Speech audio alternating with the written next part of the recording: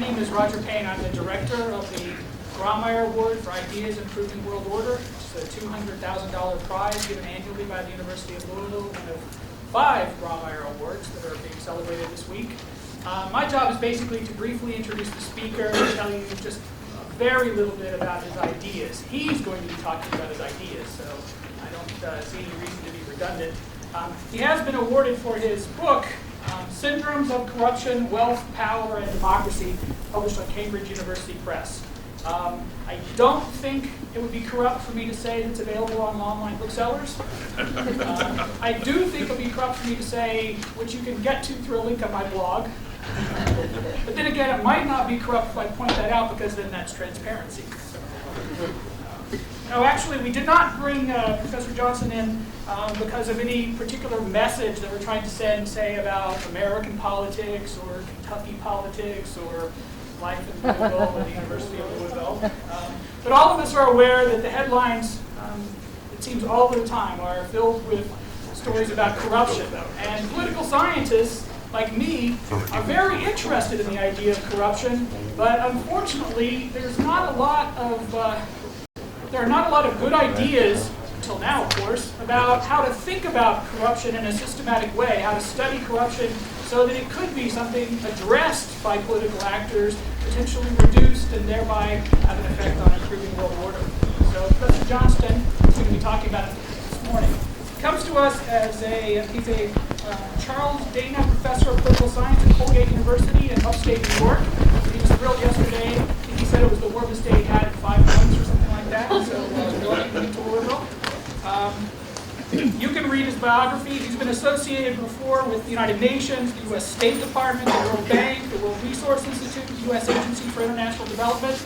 I presume he learned something about corruption there. So without any further ado, I'm going to turn it over to Mr. Michael Johnston of Colgate University.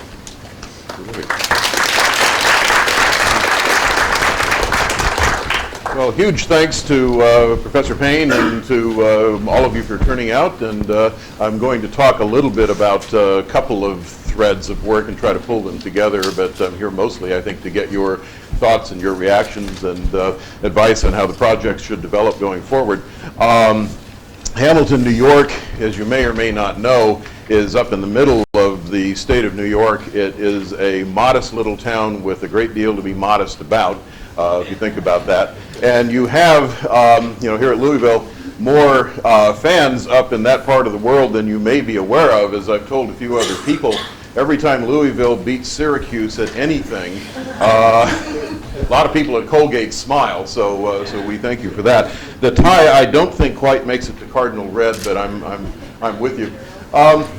Let's talk a bit about corruption as a policy concern, as an issue in the international development debate. Corruption has always been around. There is nothing new about it at all. But for a period of about 20 years, from the early 70s until the early 90s or the late 80s, nobody much was interested, and it was very hard to get academic or business or foundation or international organization interest going in the topic. But several things happened around 1990 that converged to put the issue back on the agenda. I mean, for one thing, corruption kept flowing. In my acceptance tonight, I plan to thank Governor Blagojevich and a long line of others who have done so much over the years. But the end of the Cold War meant that governments no longer were willing to take corrupt regimes under their wing just because other sides hadn't gotten there first.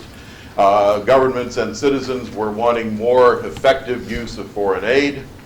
The global integration of business began to reveal to corporations that corruption is not just the overhead cost of doing business in country X. It is, in fact, it's a dead weight loss.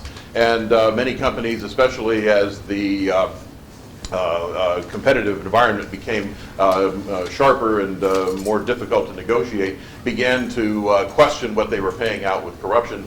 Many countries, as they began to compete on a wider basis for investment and international aid and the like, began to realize that corruption was a liability for them as well. So the issue is back. It's an issue that has been shaped largely by what could be called a Washington consensus. World Bank, IMF, U.S. Department of the Treasury, a variety of allied agencies around the world.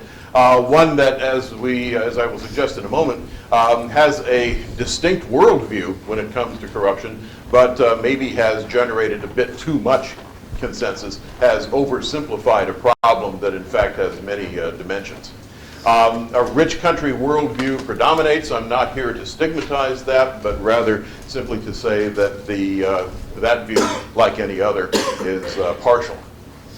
That new consensus has several elements, and anytime you call anything a consensus, anytime you try to simplify it to a few propositions, you're going to be doing some violence to some complicated ideas. But essentially, we've come to see corruption as harmful to development, but with development thought of primarily in economic terms. And if you're saying, well, that leaves a lot out, I'm with you. That's one of the things that has concerned me. Corruption has come to be seen almost as a synonym for bribery, which in many, but not all, Western affluent market democracies is not that far off the mark. But in many other places, and for that matter, in many parts of the U.S., there's a great deal of corruption going on that doesn't fit the bribery rubric. We, though, continue to talk about bribery because it's easy to understand. It's easy to model. There are several aspects of the literature of corruption that remind you of the drunk looking for his car keys under the lamppost because the light is better there, when in fact we should be looking at a far wider range of phenomena.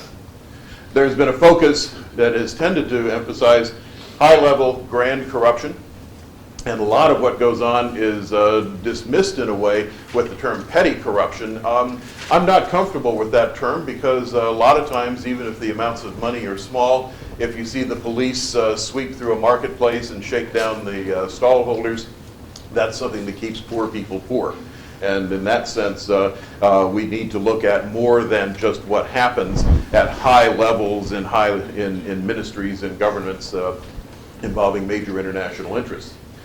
In this consensus, the state and politics are often defined as problems to be cleared away, as barriers to efficiency. There's a kind of a mythic, in the sense both of a story and in the sense of a partial falsehood, conception of a perfect, rational, market, bureaucratic state that's never been attained anywhere, but that doesn't stop some of us.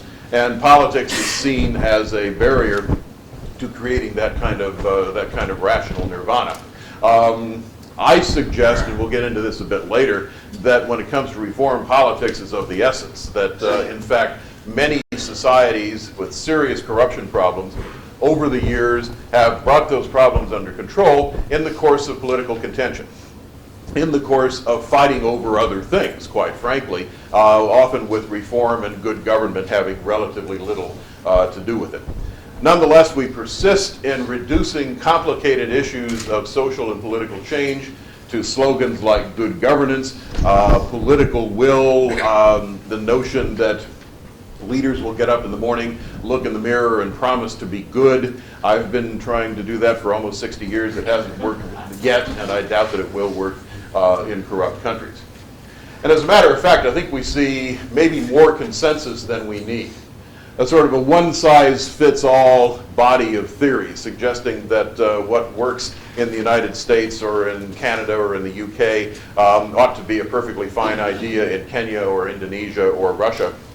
You can see the risks of that. The sort of bribery and business worldview is not wholly erroneous, but it's a partial view. For my money, there's been too much emphasis on economic liberalization. In fact, I think we're seeing some of those particular chickens come home to roost here in the United States these days. There has been a notion, and I think well-founded, that if you take government out of places where it doesn't belong in the economy, then corrupt officials won't have anything to put up for rent, won't have anything to sell. But sometimes that gets pushed further to the notion that markets are somehow inherently self-regulating, self-balancing, will check their own excesses. I think we've heard enough of that one. Democracy, complex questions of justice. Really, for me, justice is why we care about corruption, or why we should, are reduced to sort of technical issues of transparency of good governance, sound administrative practice. Again, there's so much more to be said. And one of the things we've neglected systematically are what could be called the collective action, or let's call them the free rider problems of reform. And there is this notion that if we simply persuade people that corruption hurts all of society, then they will get on board and fight against it. All well and good where civil liberties are secure, where life is not particularly violent, where corruption is the exception, not the rule. But in a lot of parts of the world, putting your head up above the trenches and fighting corruption is pretty risky business. And people, I think, quite understandably leave the good governance reform agenda to others, and as a consequence, not much is accomplished. What do we need to do there? Well, we need to link reform to self-interest, which for many reformers is an anathema. The reform idea often is driving self-interest out of politics. We can talk more about that a bit later on. But I want to talk a little bit about whether we can measure corruption. Why do we need to do that? We need to show progress. We need to show that we're attacking the right problems in the right places. We need good metrics for research and the like. And measurement has been a chronic and recurring kind of problem. We have no consensus on definitions. There's no one-line sentence that says corruption is that everybody agrees upon. Academicians at conferences may be talking about interesting cases. Somebody inevitably says, how do you define corruption? Good question, but the discussion sort of goes in ever-decreasing circles until the interesting parts vanish. I have seen people who were smart enough to know better end up spending an hour talking about whether jumping the queue at a deli is corruption. I don't think too many people around the world are really worried about that. In terms of measuring corruption, where do we get our information? Well, the perpetrators are powerful. Reform can be a smokescreen. Ferdinand and Imelda Marcos in the Philippines, when they came under pressure from the Congress, simply amended the Constitution to legalize what they had done. So where do we get our data? What are our metrics? The victims of corruption are weak. Many allegations are just simply smoke in themselves. Scandal can be the vehicle for other grievances and so on. You get a sense here that we're trying to measure vapor or something that we know it's there, but measurement is in fact extremely difficult. Just for the record also, corruption is secretive. Unlike most kinds of activity that breaks various rules, most cases of corruption are such that everybody who knows about it has an interest in keeping it secret. And there isn't an immediate victim standing there with an interest in filing a report. Even the numbers on things like car theft are notoriously inaccurate. Numbers on cases of corruption are even more so. And for these reasons, the whole issue of measurement is a difficult one. But we still need to try, because there are major issues at stake. The image of corruption, we'll talk about one of the sort of perception-based indices in a moment. If you tag a country with the image of being corrupt, that has a way of becoming a self-fulfilling prophecy. Investors stay away, aid partners sit on their money. Those in the society who are wanting to fight corruption feel all the more pessimistic about it, and those with agendas we don't like are perhaps more likely to come in. So we need to be very careful about simply doing a survey and saying how corrupt is country X. And as we'll see, that's the predominant measurement so far.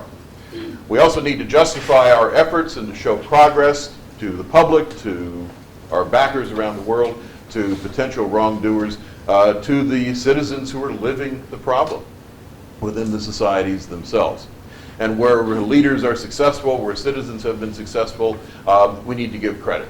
We need to recognize those successes rather than simply label whole countries with the tag of being seriously corrupt. And we've got a variety of alternative measures that are out there. Perhaps the one that is most familiar, and you may know it already, is the Transparency International Corruption Perception Index, or CPI. Pardon me, more on that to come in a moment. Transparency International, they're the good guys. They are the Amnesty International of the corruption world, and the Corruption Index is perhaps their best known publication. It's done some good things by way of keeping pressure upon regimes that had rather not talk about the problem, but at the same time it's got difficulties. The World Bank publishes what are called the World Governance Indicators. They too, like the CPI, are mostly based on surveys, asking people how corrupt is this country, or how corrupt are these countries in this group versus the others, and the like. The World Governance Indicators include a few other kinds of data, and the math is better, but they are an approximation at best. PricewaterhouseCoopers has done an interesting thing called the Opacity Index, saying in effect, if transparency is good, let's look at opacity. Let's look at the difficulty of finding out in a society what's going on. And what they have studied, among other things, are the interest rates countries pay on their sovereign debt, with the notion that bond markets are sort of brutally accurate things. They will penalize a country with governance and corruption problems, and in fact it works very, very well. The trouble is it only includes about 45 countries. Other groups, ICRG is a business risk group. Surveys are good. Surveys, however, are very expensive. They need to be repeated.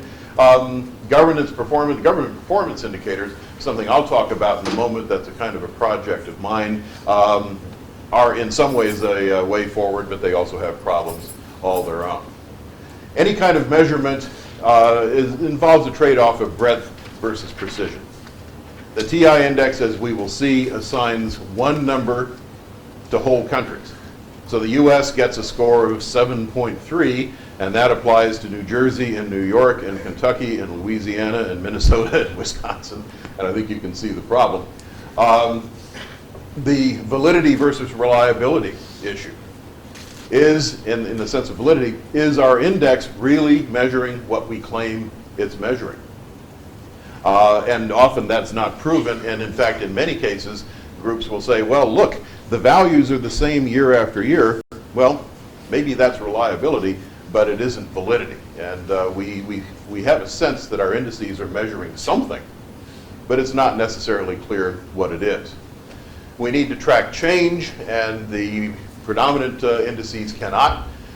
We have the problem of echo chambers. You do a survey, you ask people how corrupt is country X. Well, everybody knows Nigeria is hugely corrupt, and I don't want to appear to be naive, so I'm going to give Nigeria a bad score. Well, maybe it deserves it, maybe it doesn't, but many countries around the world, Nigeria, China, quite a few others I can name, have come to the conclusion that nothing they do is going to move these opinion-based kinds of measures. Now, here's the one side of the handout that I hope you've got, and this illustrates something of the dilemma we're up against in terms of measuring corruption. And I'll give you a moment to get hold of that if you haven't got it already. What we have is, up the y-axis, up the left-hand side, is the United Nations Development Program's Human Development Index, the HDI. And it is based partly on wealth. About 2/3 of it is weighted toward wealth, GDP per capita, and the like. But part of it is weighted toward quality of life, infant mortality rates, access to education for women, literacy rates, a whole range of issues, because there are some societies that do a better job than wealth alone would suggest at delivering the goods. Now, there are some societies, in some ways like our own, that are very, very wealthy, but on areas like infant mortality, don't do very well. So, this is an index on the left, low values indicating low levels of development, high values indicating high. Across the bottom, I've taken the Transparency International CPI. I used 2007 here because in this particular year they went to an all-expert panel database. So I think their survey may be a little bit better. It doesn't change much from one year to another. You can look at from 10 years ago, fewer data points, much the same thing. The 2008 data look very similar as well. And what I've done there is to flip the index. because the economist, a guy named Lambsdorff, he's a friend of mine, but for reasons known only to himself, his corruption index gives high corruption countries low numbers and low corruption countries high numbers. And if you're as old as I am, you begin to feel like you're looking at mirrors within mirrors. So I subtract the scores from 10, and what you get here then is a high number at this end, indicating the perception, not necessarily the reality, of high levels of corruption. And if you simply look at the relationship between the two variables, there's a straight linear correlation of minus 0.7. There's a quadratic correlation of about the same thing, a little bit higher. What that means essentially is that to a statistically significant degree, as the perceived level of corruption goes up, development goes down. And in fact, if you graph it out, you begin to see, as the curve indicates, that's a quadratic regression line if you're scoring at home, that the effect mounts up at an increasing rate as perceived corruption increases. And so often we have been willing to say, well, corruption is bad for development. Country X, solve your corruption problem and things will get better for you. But look more closely. I mean, there's both more and less going on than the statistical relationship would suggest.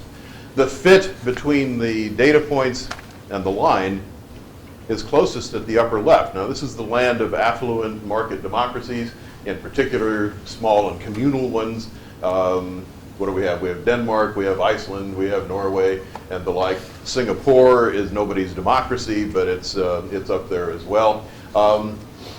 The relationship, apparently, between corruption and development is closest where corruption seems to matter least.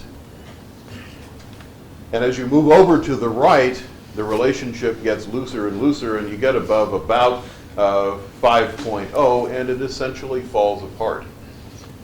And you've got countries at all levels of the corruption index, practically, with high levels of development, high levels of human development. ARG, Argentina, in a sense, still dining out on its economic past, but a highly developed society with pretty bad corruption scores, ranking nearly equal to New Zealand over there at the left in terms of development. And you've got countries with high corruption scores at all levels of development, such that, you know, down here, Mali, Burkina Faso, countries like that, terrible development scores, terrible human situations, about the same corruption rating as Argentina. And there are other cases like that. Now, in a sense, you can always pull out individual data points and raise exceptions. But the way in which the relationship falls apart over to the right was sort of a key thing for me in the development of this book. I was asked, is this the sort of aha moment for the book? It's almost exactly the opposite. It was a sort of a what in the world is going on here moment, and began to wonder how many different kinds of corruption stories there actually were on this right-hand side of the graph in particular, and could we come up with a comparative framework that includes the West as well, because we have corruption, we are involved in the problem. Corrupt takings in the third world are laundered through London, New York, and so on. It used to be legal up through 1999 in France and Germany and other places for home corporations to bribe abroad and then to deduct the cost of the bribes from their income tax. So that's a Western government subsidy for corruption in the developing world, and what that suggests, among other things, is that the corruption in Malawi is not just a Malawi problem, just to pick a case at random. So I began to wonder about that. One final point.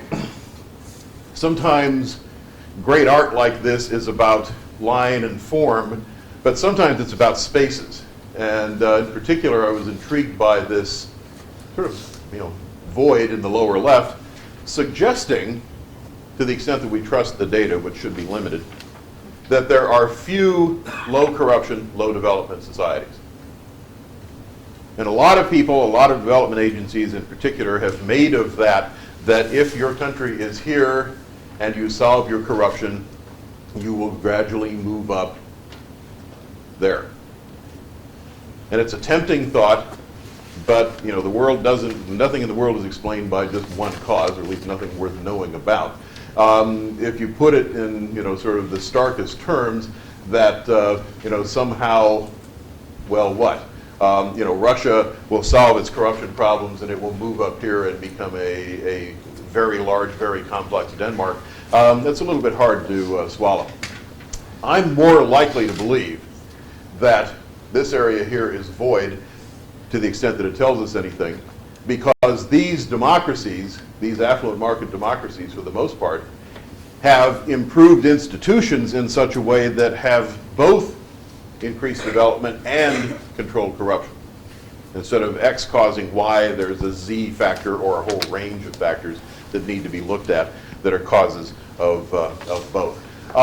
Before I go much further, any questions about this graph? It's a quick tour through some pretty complicated data. Is CHN China? CHN is China, yes, and some of the data labels are hard to read. Part of them are hard to see, and part of them are that the UN's country abbreviations in some cases don't make sense. Just so you know, they're impossible to read. Oh, are they impossible to read on the paper? Yeah. Yeah, okay. Well, in any event, here we have, it's really the general outline of the curve that is most important. There was another. Do you have any historical data, say, for example, to show where Korea was in 1950 and where it is now in, say, 2009? If we use this kind of data, no, we don't. So this is a problem because for me, Korea is one of those cases where the glass is sort of half full. And the TI index began in 1995 with 45 countries. Worse yet, neither it nor the World Bank data can be used year on year. And so tracking change is something that is absolutely essential, and it's something we can't do. In a sense, the story might be a very old story. I think part of the origins of Japanese corruption has to do with bureaucratic reforms in the 1930s and 1940s. And do we have any kind of indication of what was happening then? Not very much. So we have a kind of, in a sense, what we see here is a snapshot of dozens of highly dynamic processes at work simultaneously, and to a distressing extent, our data don't allow us to track change. We don't know what a high level of corruption means in these surveys. Is it lots of cases, or is it big money, or is it big public outcry? We tend to look at countries in the lower right there and say, well, we have these things in the United States, they haven't got them there. Well, I guess what they lack is the real problem. Maybe we should be thinking of what actually is happening in these societies. We tend to forget that, like the development of democracy, corruption control too, the forces that sustain a favorable level of corruption might not be the same things that controlled corruption to begin with. And here's where I emphasize the role of political contention. How to track change. Red on blue I don't think reads very well, but that's the key issue, and our data are really remarkably deficient that way. And for me, in a sense, what that one single TI dimension says is that corruption in Denmark and corruption in Indonesia are exactly the same thing. There's just more of it in Indonesia. And I'm a little bit skeptical of that idea, hence the book that we talked about. Just a couple of threads, how to go forward. I am working with a project, we finished a long project with OECD in Paris, suggesting that maybe we can measure things at a micro level using indicators of government performance that would be much more suggestive, much more productive. We still can't measure corruption directly. But consider two cities. City A has a building permit process that has 5 steps and takes 6 days. City B has a building permit process that has 37 steps and takes 7 weeks. Those are very different situations. The latter case is rife with little bureaucratically contrived monopolies. And I would suggest, and we can talk more about this, so just mention these points now, that the large number of steps, the long delays, give us some indirect idea of the effects of past corruption. Because in most instances, bribes are not grease for the wheels. They are signals to bureaucrats, often unpaid or underpaid, that by dragging their feet they can make money. They are signals that say, concoct another form that has to be filled out, or manage to lose, quote unquote, the paperwork. All kinds of things to introduce extra steps and delays. Those things pay. And once a company has paid a bribe, it has set up a 10-foot tall neon sign saying, "We pay," and more corruption is likely the result. So, just as one example, those long delays, the many steps, may be the effects of past corruption. What's more, they give us some idea of the current incentives sustaining it. Because where there are many bureaucratic toll gates to be passed through, or where time drags on and on. You're a construction contractor, you've got a crew and equipment in the field, they can't do anything, the time is running on, the incentive becomes greater and greater to pay, which is exactly what the foot-dragging bureaucrat intends you to see. Here are indirect indicators of some of the things that lead us to corruption, and they can be gathered at a very detailed level, and better yet, they can track change over time. And the best thing about them of all is that they point to things that need to be done. A country gets a bad TI score, well, a 7.3 or a 5.2 or a 1.9 tells you nothing about what to do next or where to attack things. I think these kinds of indicators can tell us a bit more. And in some places, Bangalore in India, in the Philippines, citizens are out there. For example, if the government says we spent X number of pesos and built a road, the citizens go out and say, is there a road there? Does it actually go all the way it says? Is it built to certain standards? Is it full width and so on? You can begin to get some sense of what kinds of resources are vanishing. The whole difference between what is claimed and what they've done cannot be written off to corruption just on an assumption. But it's still a useful indirect indicator. The second kind of thing that interests me, and this is actually what drove the book, qualitative contrast, just differing kinds of corruption problems. It isn't, I don't think, accurate to say that it's the same thing everywhere it occurs. Consider a case of a contractor contributing political funds versus a group of elites colluding to skim off military spending and sharing it among themselves, versus the case, this third one is actually based on a real case in Russia, in which an entrepreneur has a judge in his pocket and the police in his pocket and is constrained by almost no institutions and goes around seizing other people's factories and productive assets. And finally, consider the case of state bureaucrats using state power as though it were personal property, and doing so pretty much with impunity, without anybody really to stop them, enjoying perhaps the protection of a dictator or a local party boss or whatever. These, it seems to me, are qualitatively different kinds of corruption problems. And indeed, many of our sort of pet remedies for corruption, reflecting our experience here in the West, taken into the field and mounted against these other kinds of activities, may in fact make things worse. I wanted to try to understand these different kinds of difficulties. Hence the four syndromes that the book is named after. Influence markets, what we experience here, and indeed what many people take as a synonym for corruption itself. Strong institutions, active markets, wealth interests trying to worm their way in and to get influence within those institutions over specific kinds of outcomes. And we tend, therefore, to assume, well, what we need to do is strengthen government and prevent civil society and citizens from having quite as much influence as they have. And then we go to other parts of the world and we see that corruption there is a matter of people in the government reaching out and grabbing whatever they want. It's very much the opposite of our influence markets. In the book, I look at the U.S., the Japanese state, and Germany. Elite cartels. Here, institutions are only moderately strong. Political and economic competition are both growing at fairly significant rates. And elites of all sorts military, political, business, media, you name them, are colluding to take and share corrupt revenues, cementing their position in power and defending themselves against the rising competition. Now, this is not what we see in the US. It's also not what we see in Russia or China. It's a fundamentally different kind of corruption problem, or so I try to suggest. Again, here, I'm not sure how well the red works on blue. Oligarchs and clans. Institutions are very weak. The centers of power are really a few contending big men, and they're almost always men, with followings that are personal. Those personal followings are in the state, in the economy. The distinction between public and private is not very meaningful.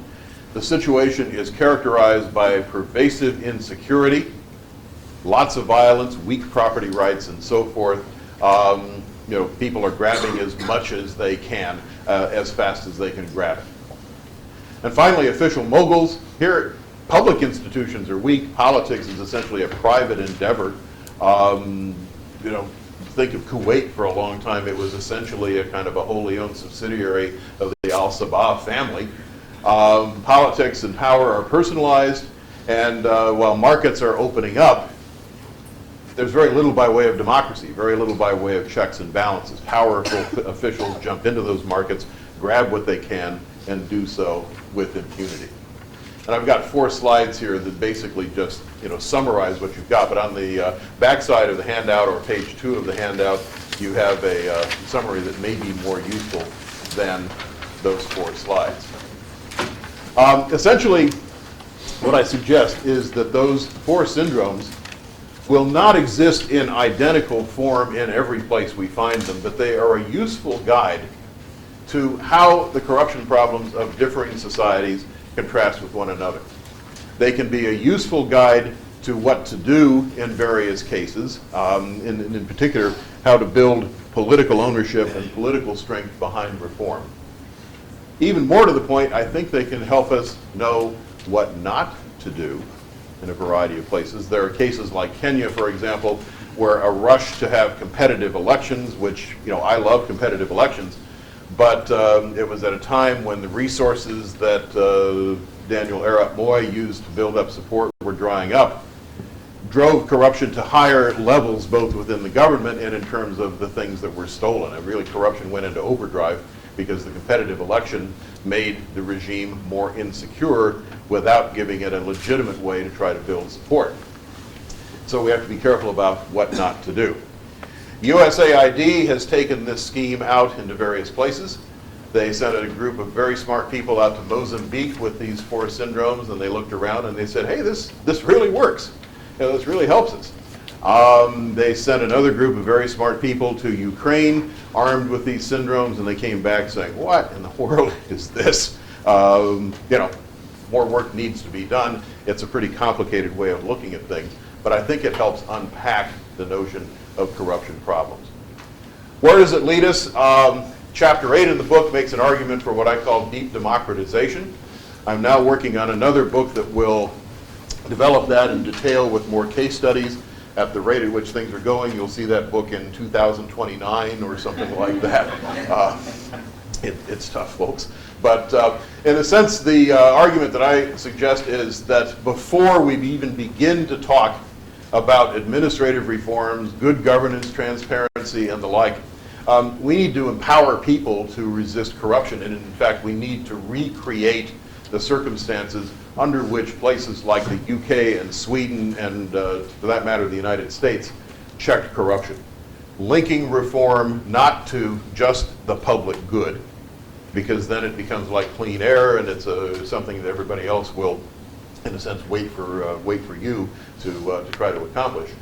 Rather, help people open up alternatives to being exploited.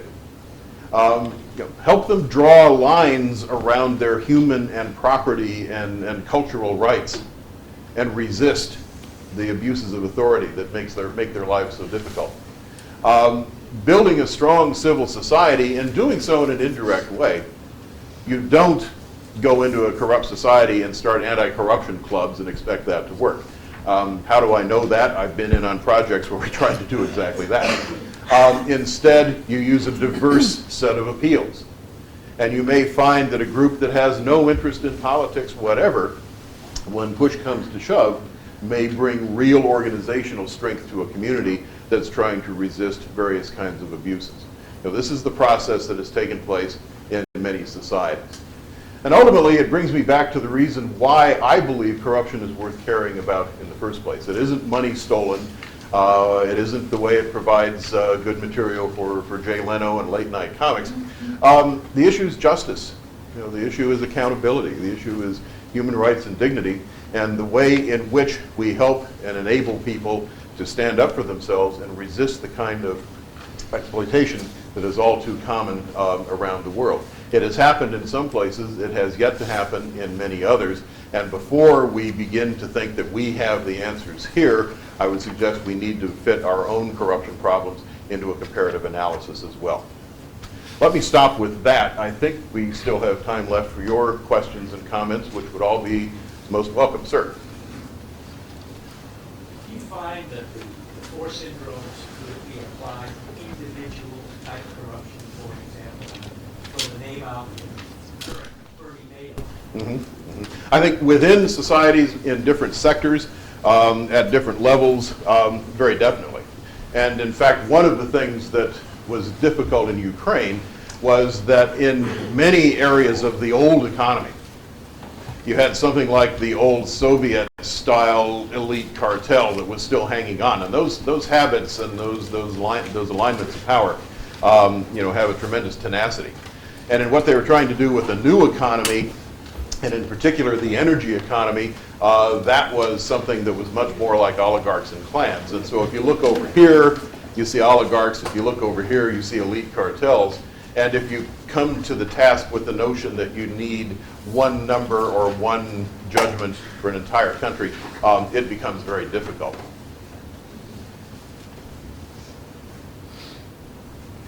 Yes? I'm not an expert in this, okay? I've been at it 35 years. Okay, I'm not either. So. I'm really an advocate for numerous passions of mine, and I have learned that the local government and the state government are corrupt. Mm-hmm. They don't care. Mm-hmm. And I get very discouraged about writing letters because to me I'm very black and white. Mm-hmm. We see the problem. We don't need another study. Let's take care of these children that are abused or the elder. We've got to respect and take care of them. Mm-hmm. You're going to be there. And it just goes on and on and on.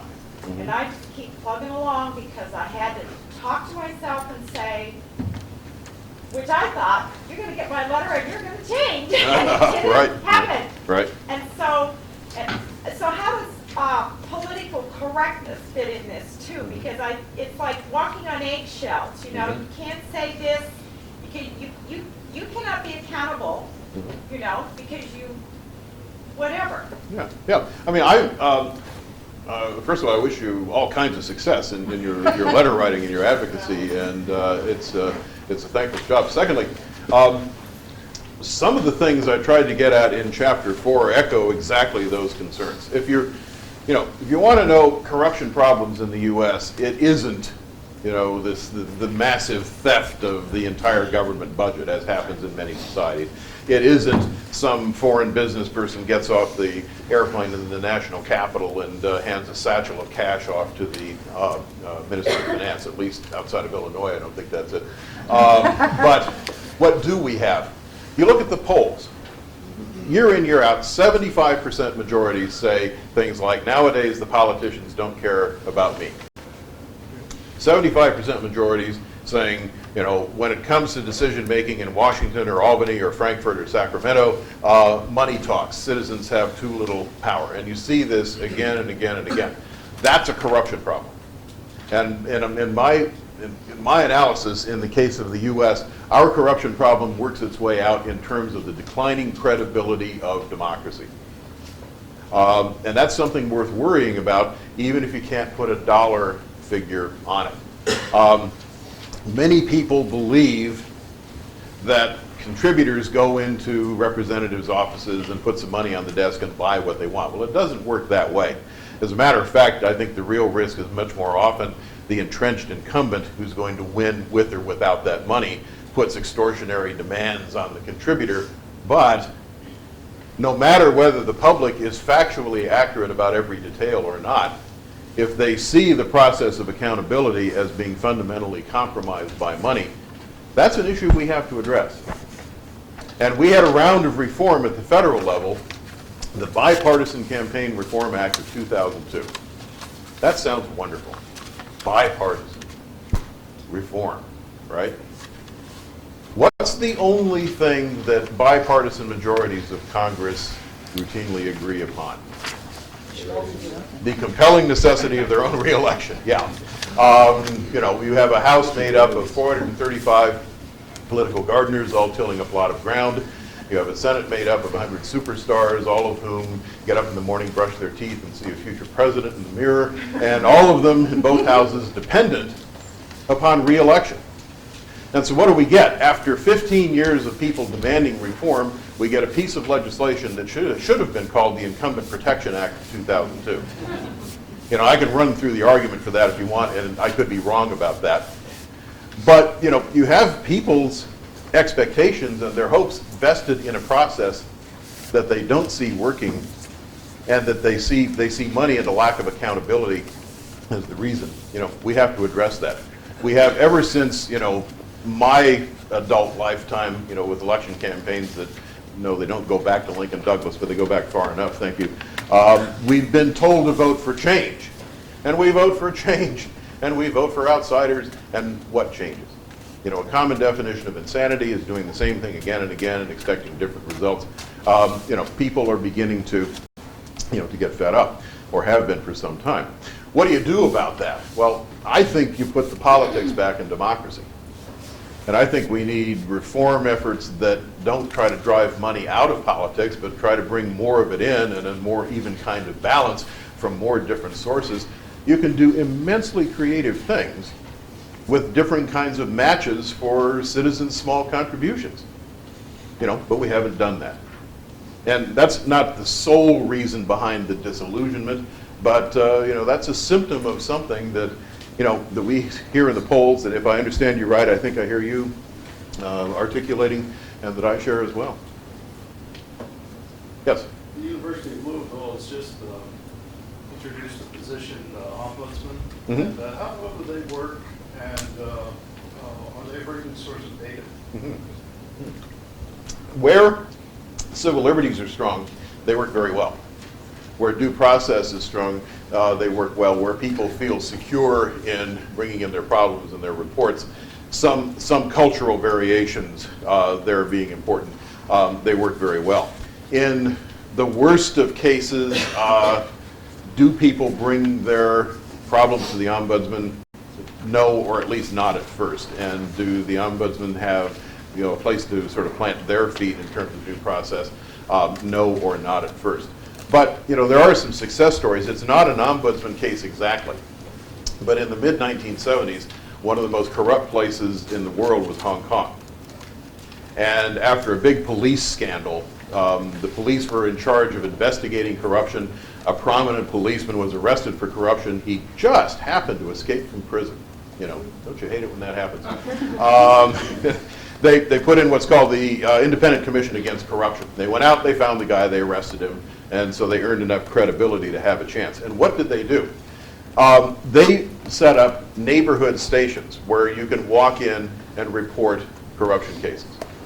And they set up first a telephone hotline, and then later internet lines and the like, where you can file anonymous reports. And they had to do three things. They had to make it clear that, first of all, you could do this anonymously. Secondly, that there would be no reprisals against you. And thirdly, even the smallest complaint, you know, even for $1 Hong Kong dollar, 12 cents, would be followed through on. And they did that. And when they started this process in 1974, the polls show that only about 22% of the people were willing to report corruption. Now it's up to 74. You know, so you can gradually both improve the credibility of those things and make sure that there's a process behind it. But you have to stick with it. It takes time. Hong Kong now is one of the few places around the world where young people take a stricter attitude on corruption than their elders.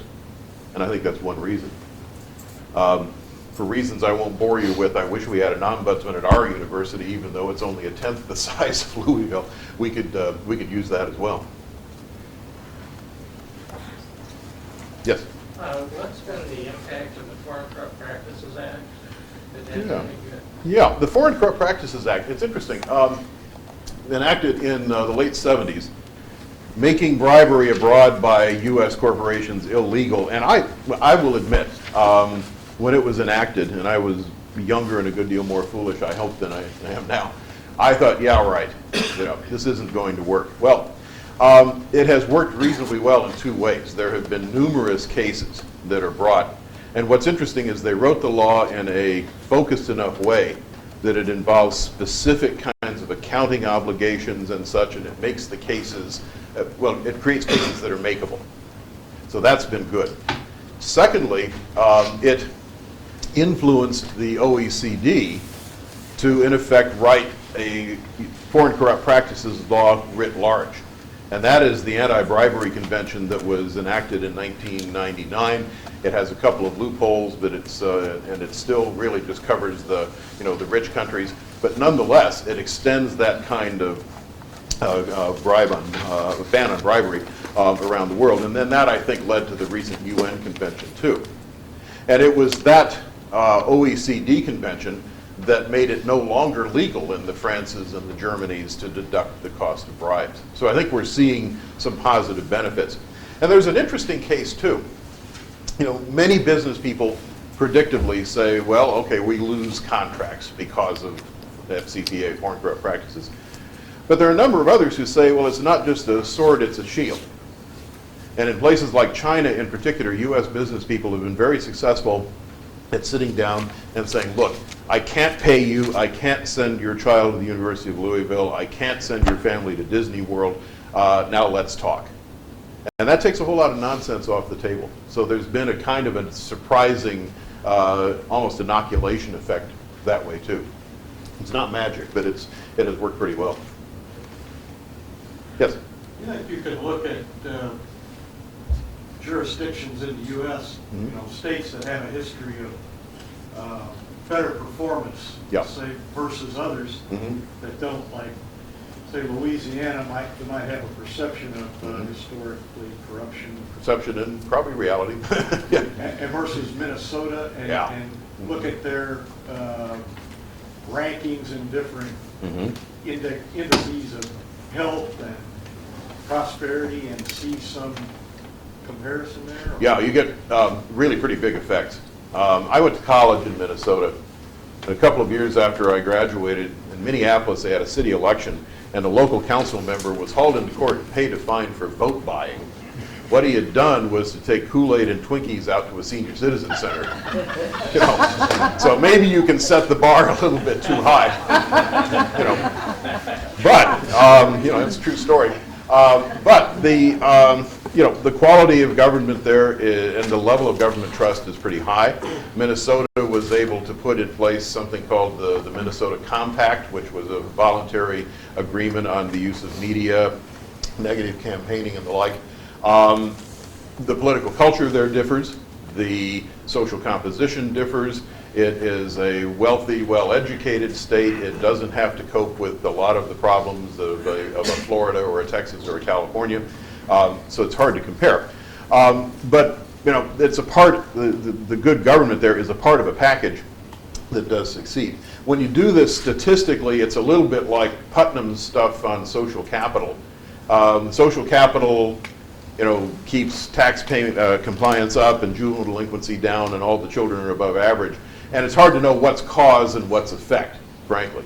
Because people, I think, to some extent in a democracy get the quality of government they deserve or are willing to put up with. But nonetheless, there are real benefits.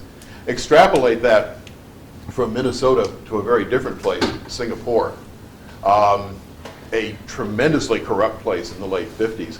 And through, frankly, an enlightened dictator, Lee Kuan Yew, They said we're going to do away with corruption pretty much. We're going to do so by raising the salaries for public officials so their jobs become something worth losing or worth hanging on to. And they did it, and Singapore went from people living 12 to a room to a US-style standard of living. They did that in a long generation.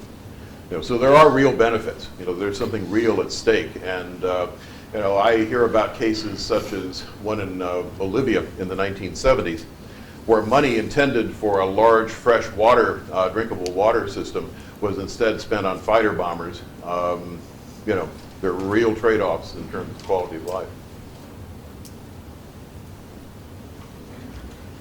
Yes? What do you think about the lobbyist system in America? The lobbyist system in America. Well, a couple of years ago at Syracuse University, I was talking to a group of MA students from around the world, mid-career people, and they surprised me a little bit. They said, we would, many people from South Asia, East Europe, we would love to have lobbying because you get a little bit of regulation, you get a little bit of transparency, you get a sort of a public quality to the process of influence. One thing you find if you look at corruption around the world is that in one way or another, people will try to reduce what economists call transaction costs.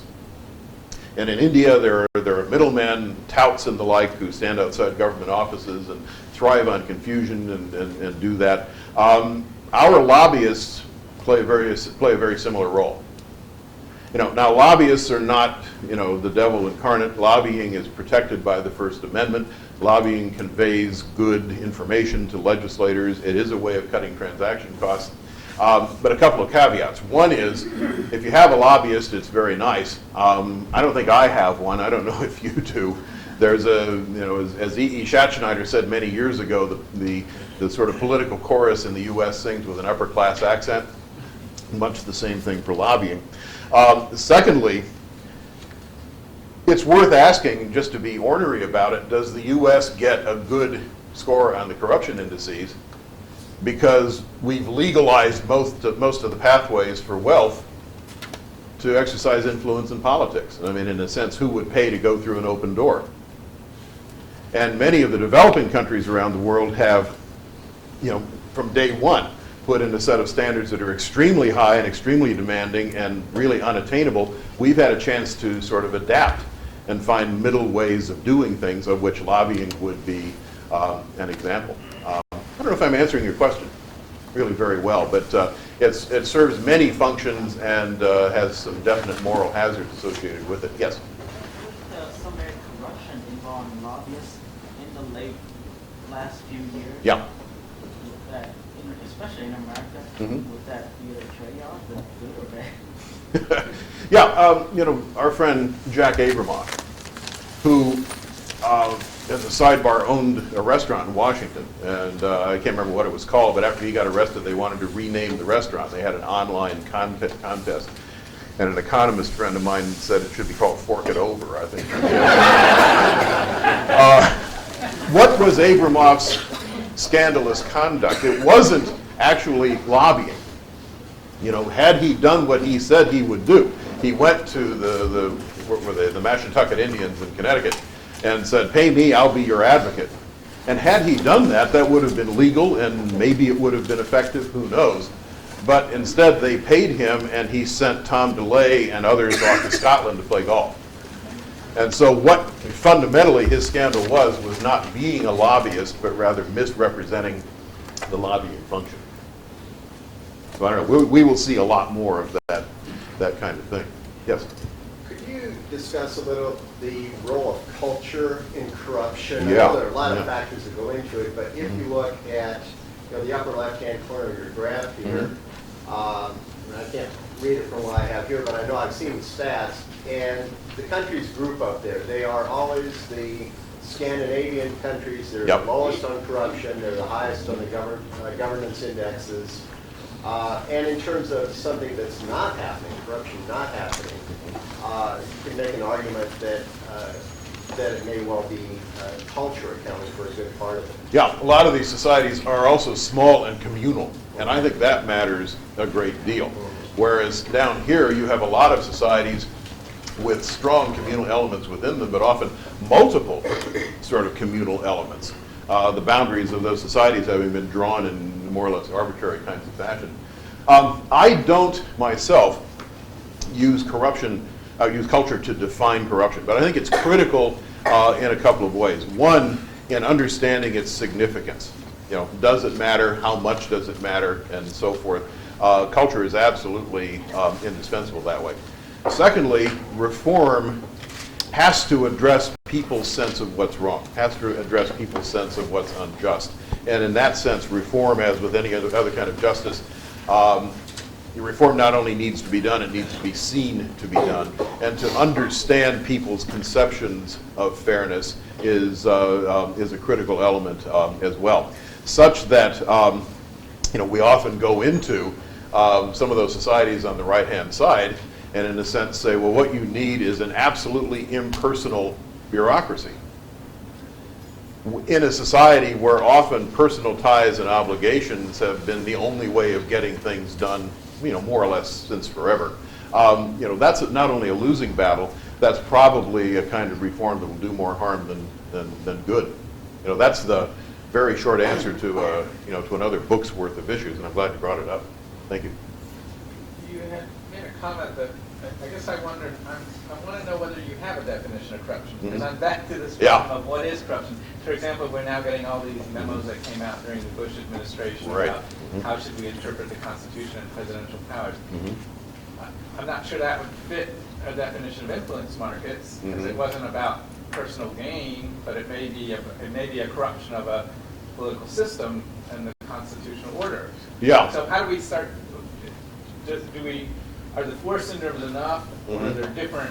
Do we need to talk about these four syndromes may work when we're talking about corruption that may be lining one's pocket, versus there are other kinds of corruption which aren't dealt with here and need to be dealt with elsewhere? Yeah, I'm gonna sound like I'm avoiding that question, but I'm not, because I've worried about it a lot. There are two kinds of approaches to definition. And one is the familiar one to us, the modern definition that attaches the label corrupt to an action or to a person. And that gets to be very messy, because drawing those boundaries is very difficult stuff. But nonetheless, in a sort of an open competitive society, that's where the notion is going to reside.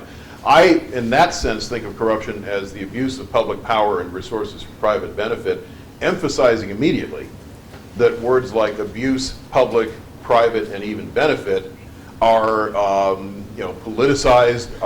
Corruption is a political notion to begin with, are open to contention, are open to change, are open to debate. Now, what a great definition. All the nouns are vague, but I think it captures some essential conflicts in the notion of corruption.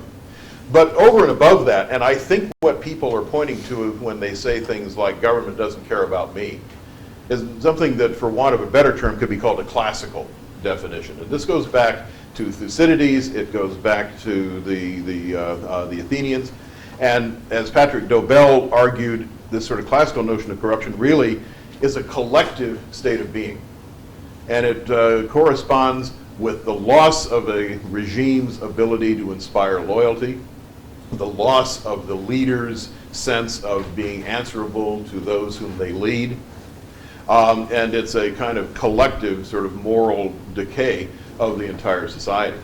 And I think in that sense, the citizens who are concerned about money are out ahead of us analysts, and they're saying, don't forget about those broad issues, and don't forget about what that horrendous memo about suspending constitutional rights, for example, might indicate about the abuse of power. Fundamentally, we have a system in many influence market societies so focused on process, so focused on the give and take of largely material benefits, that those classical issues get lost. And I think that's a real concern. So again, I hope I'm not avoiding the question, but it's a critical one. Yes? What's so interesting too is that this definition is about, basically public corruption. But, in many developing countries, even in the United States, we think about bankers or Wall Street, you have public, you have private corruption. And that line gets pushed. It's not just corruption of officials, but it's corruption everywhere. It's corruption with taxi drivers. It's corruption in shops. It's everywhere you go. So and it's sort of it overlaps and sort of, attacking corruption on both levels is much, much more complicated. It is, and that public-private line gets pushed back and forth. It's contentious. In some places, there's no line, but a huge gray area. Mexico, 25 years ago, would have been one of my elite cartel societies, and tightly managed by collusion from above, but managed. No good deed ever goes unpunished. Mexico both opened up its economy and reformed its elections. Down goes PRI, the dominant political party, and with it, the political structure that held society together. And in Mexico, to some extent, like what you see in Russia, to some extent, is what we see in the Philippines and elsewhere, public and private really kind of fall apart. And, the real locus of power is in powerful individuals and their followings, and especially out in the Mexican countryside with those, well, you know better than I, the drug gangs and the police they own, and the horrendous murder rates, and where Sinaloa and Ciudad de Juarez and other places. The whole public-private distinction is a luxury at the moment that really doesn't tell us very much. And I think that's one thing the oligarchs and clans syndrome gets at, if imperfectly.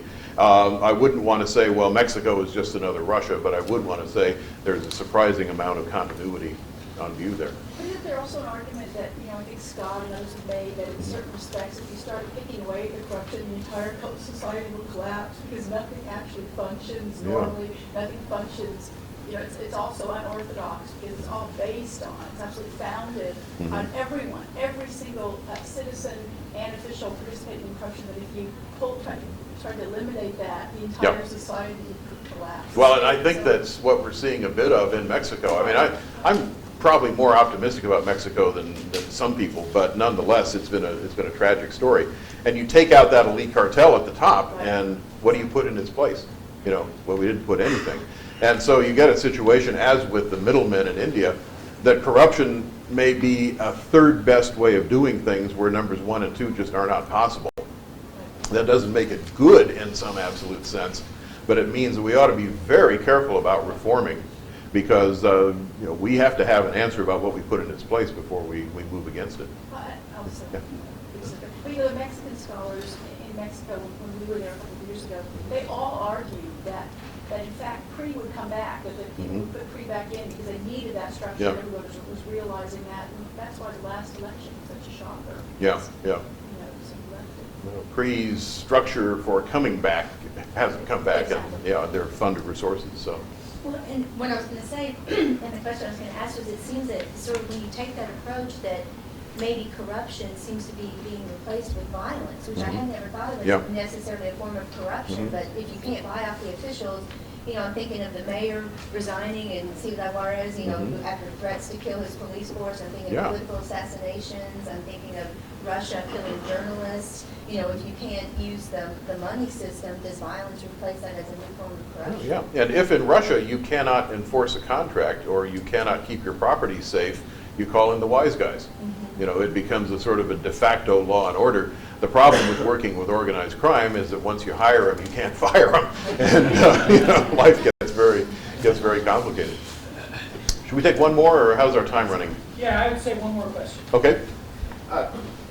In speaking about Mexico, the fight has been taken to the civilians, and it seems to me that Calderon has tried to stamp out the corruption in the government, from within the government. But eventually the will of the people is going to break, and it'll be because of the blood. The blood count that the cartels have basically lashed back at the government.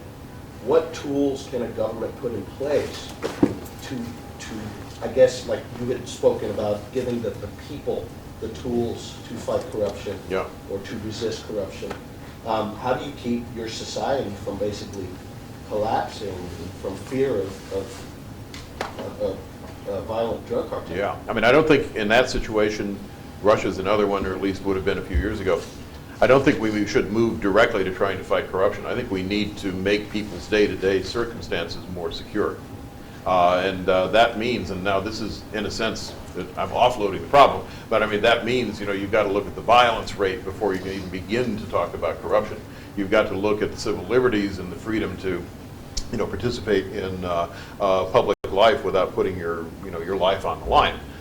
before we can ask people to address reform.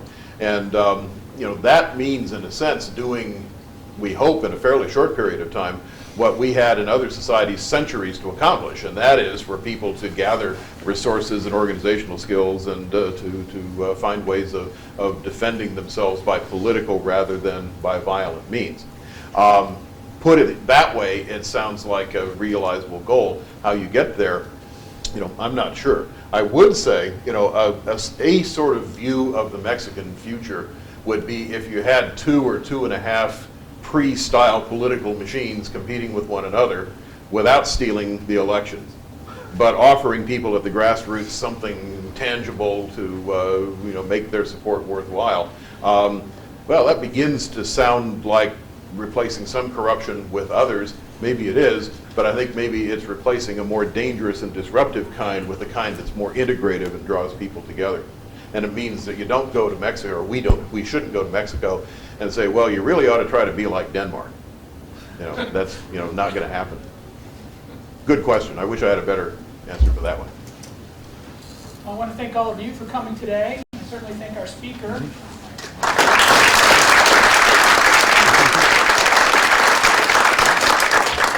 He was on State of Affairs yesterday, which apparently they have an online archive, so if you missed him and you want more, it takes them about a week, I think, before they get it online. So streaming audio listeners. Thank you all.